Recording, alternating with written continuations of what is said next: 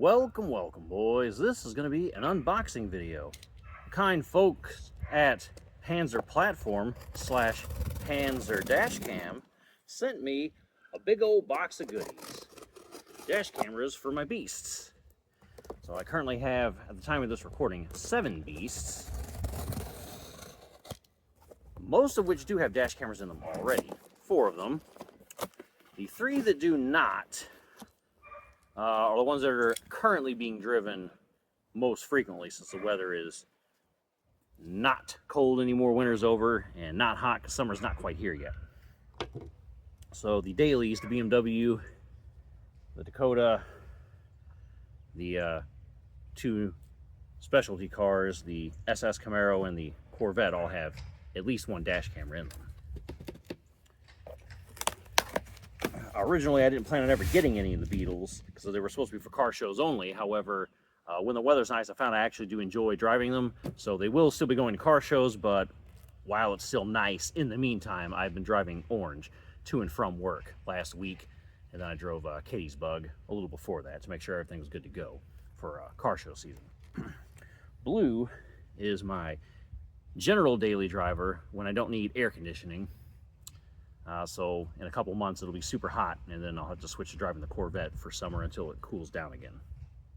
So the 4 cars we're not super worried about are those aforementioned ones that have cameras in them: BMW, Dakota, Corvette, and SS Camaro.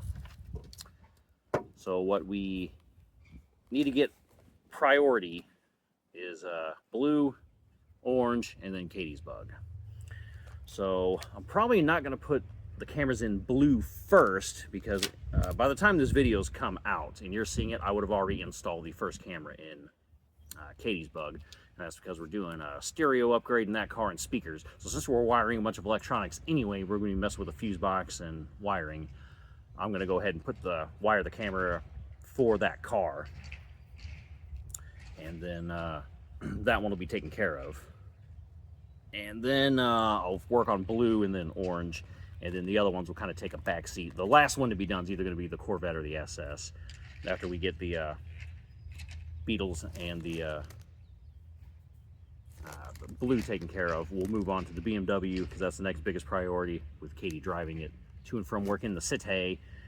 Then the Dakota, because that's her spare, or does truck stuff, or if I feel like driving it because I need AC and Corvette's broke or something. But he was nice and used his label maker to let me know what all we have here. So I have this cable, I'll figure out what it's for, all these mounts that are all listed and labeled properly for me. We have this handy dandy cheat sheet. He has sent me a couple of videos too that I'm going to be watching so I can take notes and remember everything he said, because there's quite a lot of information to digest. Oh my, man, there's a lot in this box too. But we didn't have to pay a fortune to ship this thing because it's not light. Man, I was going to unbox it. I don't know if I'm going to be able to stuff it back in here though. So we got 4 cables for the A229 Plus. This is 1 cable for the A229 Duo. We have mounts for the 119 M2, the A229P, A29P, which is plus, a 119 M2. Yeah, there's a lot of stuff in here, man. A lot of stuff. Got cigarette lighters, which are going to really come in handy for the cars that use them.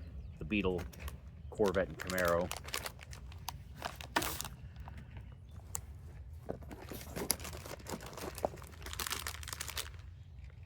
Okay, we got extra stickies, trim tools. I'm guessing these things are little clips to route the wires around, which will be nice for the Beetle, because I was actually originally planning on, before I knew he was going to send all this stuff, I was going to wrap the wires in the little fuzzy part of the Velcro, and then put the bristly part of the Velcro, I guess the hook part, on the car along where it needs to run, and then just kind of stick the wire where it needed to go. That's how I was going to do it, but may not have to do that. A whole bunch of more wires. I remember he mentioned these in the video. And they're labeled ground, VCC, and accessory. Okay. So I'll be able to rewatch the video and take my notes. Man, there's a lot of stuff in here. Okay, so this would be the interior type camera. So driver.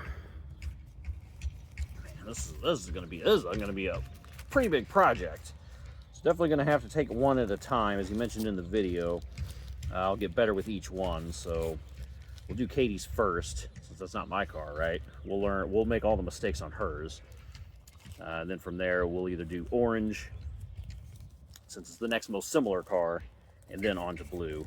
And then once we do that trial run with those cars, since they're going to be the most frequently driven ones, then we'll move over to the BMW and the truck. Because not only does he have a boatload of cameras for me, I'll do like how he's also got these labeled. You know, we have the A11-9 M2 2023, so I know it's the 2023 model year. That's camera number 2.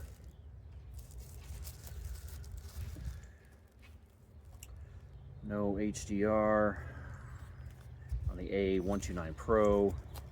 No HDR A229 Duo. These are all VOFO cameras, by the way, which come highly recommended by Chuck. So I'll take him at his word. He says they're good, and I've seen the videos on his channel, so I have no reason to doubt him.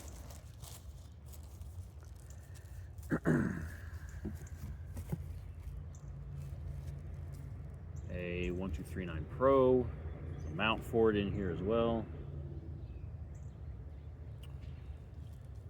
Yeah, I will say these cameras are way nicer than any of the ones I currently have. I mean, they do the job. They're good enough, but as I've told Katie before, and one of the things that we watch a lot of is Mega Driving School car crash compilation videos. A problem a lot of people make that I've noticed even in their videos when they upload it is when they get involved in a collision or they witness one, they're like, oh, it's okay, I don't need to do anything else because I have it all on camera. Well, they may have witnessed it and they assume the camera can see as well as them, but I know from experience, the cameras, at least the ones that run into my car, are not going to catch that plate if it's in motion. So it's always a good idea to call an audible. If you can visibly see the plate, you should call an audible. So it should be 911 HE2, 911 Henry Edward 2, you know, something like that. So at least, assuming you have your audio on, you can always go back and then, you know, you can at least hear what the plate is, even though you can't see it. A1119M 2022 GPS module. Most of these have screens with buttons on them too.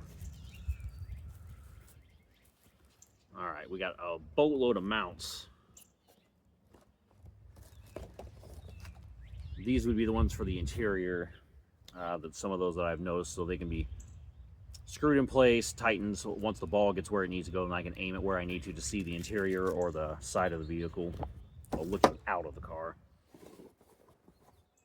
Whole bunch of man, he really packaged. I mean, he must have Tetris system. He must be Chuck is the undefeated Tetris champion, better than me even. Man, this is a heavy unit. This is the dash cam battery pack,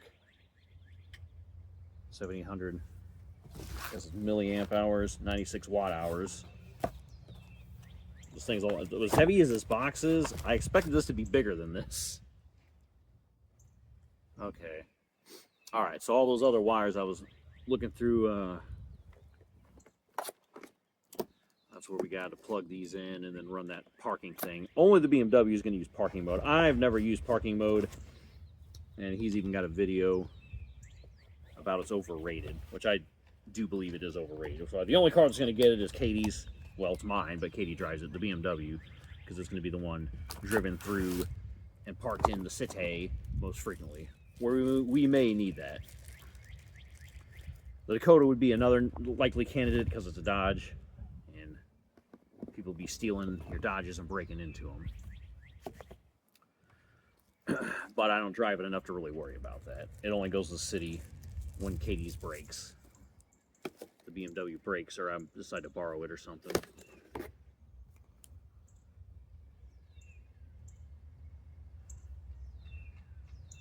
Yes, this will be a very fun wiring project, I'm sure. Because everything else in here is a whole boatload of wires. 16 gauge. So I am going to have to do re-watching those videos and taking notes. Possibly getting a whole bunch of other boxes and then kind of putting everything that's going to go together in its own box. So this isn't the most interesting video I've done, but I figure I'm going to go ahead and do it because that's what's going to be coming up. So I'm finally going to be able to get back to my headrest reviews, because I have not done a headrest review in the Dakota, although it is going to be very similar to the one I did in the Ram because it's the exact same seats. Haven't done one in blue. My sister's Beetle, Katie's, or mine, or the bus, or the other bus, but the other bus isn't done yet. So, all right. Look forward to future videos where I finally do some headrest reviews and some driving around, cruising, listening to tunes. And later on, we'll be doing some restoration. Blue's the daily for now, but eventually that thing's going to be, which is why I'm going to wire temporarily for sure. So that one's going to be essentially plugged into the cigarette lighter, or I might run some wires just to hide it in the meantime, plug in the back of the cigarette lighter where the power and ground is. Something like that, because it's going to be a hot minute before I take that thing apart, but that thing is going to be eventually taken all the way apart and then restored. And then once we're restored, it's going to get everything brand new wiring, completely all new wiring. Dash cam's going to be wired properly. And when I say properly, I mean something where I have a toggle switch to manually turn it on and off, like I did in my Crown Vic. So this is always hot. Now I could just plug it in there, but then I couldn't use the cigarette lighter, or have this cool cigarette lighter in here. So this had the digital dash, and what I had done is this was originally blank because whatever accessories or options you could have gotten for this car, it didn't have. So I believe this bottom one is to see my trip odometer or my actual odometer, and then this one is whatever my top speed was since I last cycled the ignition. And then this one is to switch through the different menus for my digital instrument cluster, like my 8 cylinders. There's a bunch of menus and stuff you can change in there. But I intentionally wired it as such so it's very low. That way there's space in here for a toggle switch of sorts to be on-off. And that's because I had already planned on getting a dash camera in this car at some point in time. So I'd already wired for that.